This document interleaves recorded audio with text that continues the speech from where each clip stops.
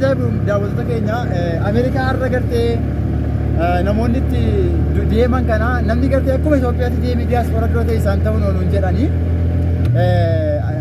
yeroo sanatti gartee bara 1970 jechuun immoo har'a waggaa meeqa akka ilaaligaa kanaaf egaa namni diiyaaspooraa ta'e isaanii hangafa diiyaasporootaati isin agarsiisa diiyaaspooraa isin daawwadhaa jiru qabeenyi fixeensa innan galaa hin dhufee jiru fixeensi akka naannoo keenya lixa Oromiyaa kanatti fixeensa jedhama fixeensa jechuun waan kana jechuudha gartee wanti kun yeroo roobaa duwwaa jira jechuudha yoo aduun xiqqoo sitti ba'ee maal ta'a ni bada jechuudha wanti kun fixeensa jechuun kana kanaaf iyyuu fixeensa ganamaa ta'e fixeensa ganamaa isa jedhan isa kana jechuudha kanaaf Oromoo utuu qabeenyaati isaantu qabeenyummaa irtafaa osoo jagnummaatii fi akka gartee jechuudha jabinaati abbaa firaa kanatiyyuu afa jechuudha bakka iddeetti afaarra buma gartee hunduu hin dullooma hin deema kanaafuu qabeenyi fixeensa gartee qabeenyaan hin dhaadannu fayyaa rabbi nuuf kennu isiniin jedha daawwattoota Ameerikaa abbaa firaa Ameerikaa maa itti beektan si ijoollee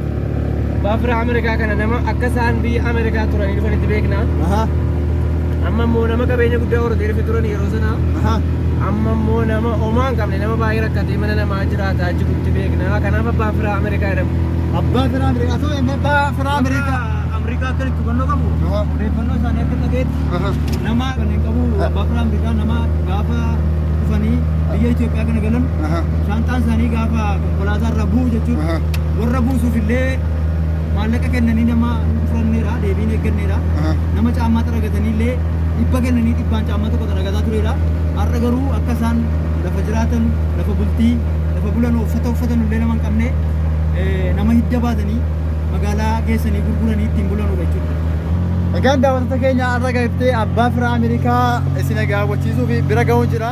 Abbaan firaa Ameerikaa eenyu maal hojii isaanii waan jedhu gartee kallattumaa isin agarsiifnee achirraa daawwattanii. Abbaa firaa Ameerikaa nama jedhamu nama seenaa dheeraa beekanudha. Akkuma eegade waan isiniif galle isaanis arganneetti jirra. Nama kanarraa waan guddaa barattanii waan guddaa seegdan egaa qabeenyaanis yoo ta'e nama dura waa argeedha. Umriis yoo ta'e nama nu dura buleedha. Kanaafuu daawwattoota keenya gara maanguddoo kanatti isin dabarsee wantoota tokko gaafadhee isin biraan ga'a. Haga xumura sagantaa keenya wajjin turan affeeraa keenya. Egaan daawwattoota keenya maanguddoon kun nama seenaa waggaa 70 beekamu nama gartee bara Mangistuu Hayilamaariyaam lola keessa ture loltummaadhaan gartee biyya kana tajaajilaa turanii waggaa 11 Ameerikaa turtan bara meeqaatti deemtan akkamiin deemtanii maaliif deemtan? Gaafa dura milishummaadhaan baheenu milishummaa keessa waggaa 4 hojjedhee achirraan Sumaaleetti galee Sumaalee keessa waggaa 9 taa'ee Keeniyaatti darbee waggaa 3 taa'ee achi Ameerikaa liisimentii argadhee Ameerikaa seenuu dandeessan jechuudha isin? Barri kun bara meeqaati akka lakkoofsa warra Habashaa kanatti? Ameerikaa dhaquun moo asii bahuun? Ameerikuma deemuun keessanii bara akka lakkoofsa warra bara 1984 akka lakkoofsa warra Itoophiyaatti jechuudha. Isin milishummaan loltuudha? Milishummaadhaan hin bahe. Milishummaa maali? Mootummaa eenyuti yeroo sana mootummaa kamtu biyya sana? Hayilemaariyaam dhaala Sumaaleen Itoophiyaadhaan lolte kan. Bara 1984 bara 70 sun. Bara 1970 jechuudha jedhama yeroo sanatti yeroo sana isin milishaa turtan bara mootummaa Mangistuu Hayilamaariyaam jechuudha. Bara 1984 immoo gara Ameerikaa imaltanii? 1970 asii bahuun qofa. Akkamitti Ameerikaa dhaquu dandeessan mimmee nu baasaa akka isaa waa'ee siddatanyummaa biyya irraa polotika baqatee bahe. Isin yeroo sana Mangistuun biyyicha waan bulchaa jiruu fi siyaasuma biyya irra baatan jechuudha. Faashistii Mangistuuti Ameerikaadha wayis Ameerikaadha bakka kam jirtan? Bara moo boota? Ameerikaadha bakka magaalaa kam fa'aa beektanii eessa qubattanii yeroo baqattummaan biyya kana Jenul Fuji ambai Sumaalee qobani Sumaalee irraa Keeniyaa irraa Ameerikaadha. Sumaalee warri kunnaan karba yuwanneetiin baane Keeniyaa seenne. Egaan daawwattoota keenya egaa namni kun abbaa firaa Ameerikaa yookaan immoo akka isaan maqaa isaanii dubbatanidha. Bara nama waggaa 11 biyya Ameerikaa keessa turani. Magaalaa kam turtan Ameerikaa keessa? San Francisco, California. سان فرانسيسكو كاليفورنيا ما شاء الله تبارك الله ايش اتشراو دوران امريكا مالي بكتو كوديني باي جرماني ni dakira China dakira Bombay dakira Hindi بومبي Canada dakira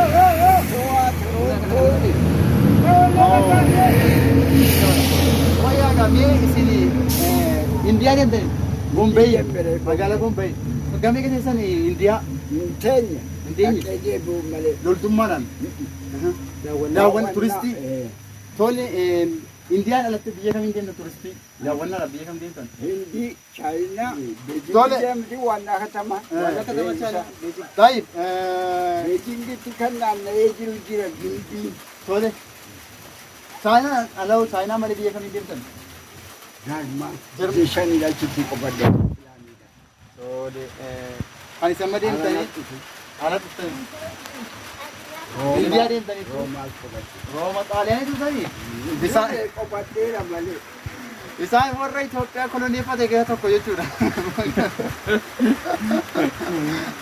Warra Itoophiyaa nu koloneeffate keessa tokko. Tole egaa daawwattoota keenya namni biyya hedduu deeme kun kan akka Jarman, Indiyaa fi Chaayinaa, Ameerikaa deemanii naannaa turan kan biyyoota ardii Yurooppii keessa naannaa turani. Har'a garuu namni kuni umriin isaanii as ga'ee baajaajiin deemuu hin dandeenye. Kanaaf abbaa fira Ameerikaa namootni biyya kanaa gagaafa siin bara meeqati kan biyya kanatti deebitan mee tun gara gaafii kootitti hin darbiin bara 97 akka lakkoofsa warra Itoophiyaa kanatti jechuudha. Egaan daawwattoota keenya namni kun bara 1997 gara Itoophiyaatti deebi'uudhaan maqaan isaanii abbaa fira Ameerikaa jedhamuun cinatti namni kun gaafa biyya Itoophiyaa yookaan immoo bakka dhaloota isaanii asitti dhufanii nama kophee xaragatee deebisaan fudhanne ture nama ba'a isaanii birrii 100 yeroo isaatiin gabbuusu ture. Abbaa firaa isin mana shaayee seentanii mana nyaataa seentanii 100 kennitanii deebisaan fudhattan jedhan dhuguma wanti kun bakka bakkatti dhuguma'ee meetti nu baqa TP jedhama international wanti sun beektaa TPMD afaan Ingiliffaatiin qo'a mee tun gara gaafii isin fuutaniittu dur biyyatti achitti Sumaaleedhaaf Keenyaatti fuudheen ture addaan baane bakka ammoo mana keessa jiraattan ni qabdanii qabu kunoo nama kana biratti hin jiran.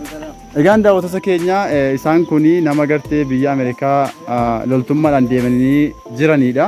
As naannoodhuma kana gartee sharaa akkasii keessa deemanii bulanii namootni ofitti qabee wajjin jiraataa jiran jechuudha. Kanaafuu daawwattoota keenya namootni ergaa kana dhageessan viidiyoo kana agartanii maanguddoo kana gargaarree mana bakka qubannaas bakka isaan jiraatanuu gochuu fi qabna. Egaan addunyaan fixeensaa hin dhumti namummaatiin immoo jira. Isaan kun nama gartee seenaa umriin keessa meeqamma? 70. Nama seenaa waggaa 70 beeku jechuudha. Namni umrii 70 jechuudha.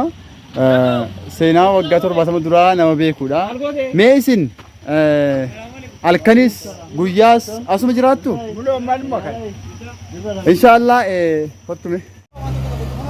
Asirrattume asirra akkami lol komaandummaan keessa yeroo sanatti yeroo biyya sana toltanii humna akkamiitiin maal loltuudhaan Kiiloo 37 baannee akkamitti fiigdala.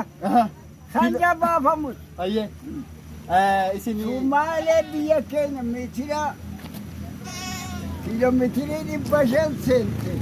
Abdiilee deebinee raajaa saddeetaa qabannee. Abdiilee deebinee. Morning, how are you? I'm fine, thank you. I'm fine, thank you. My English is loose. English loos. Loosii ta'e kanas kaafamee jira maanguddoodha. Dulloomanii jiran kanas.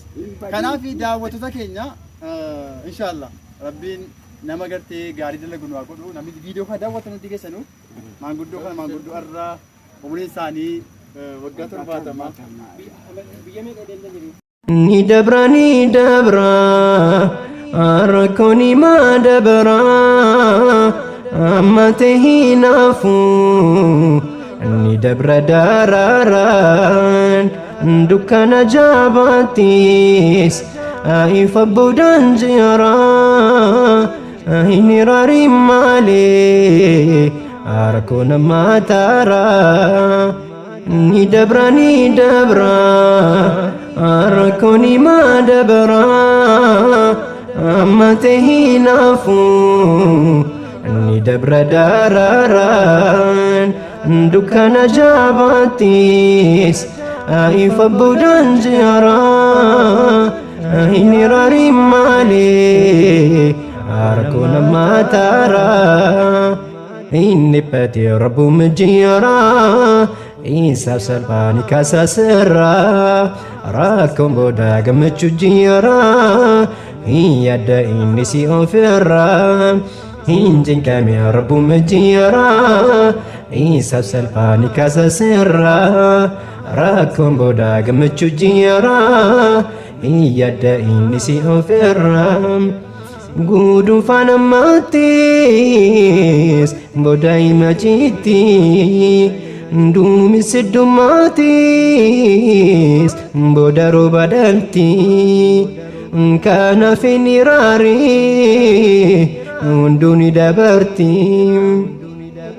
rakkoo taate hin haftu booda furmaanni ni dhabamtu ulfaatee fagaatee mul'atus booda ni dhiyaatu rabbi guddaatuumtu jabaatu nu fura waan nutti ulfaatu dhiphachuuf yaada'uun hin taatu obsaan tattaafatu ni dabra darara ni dabra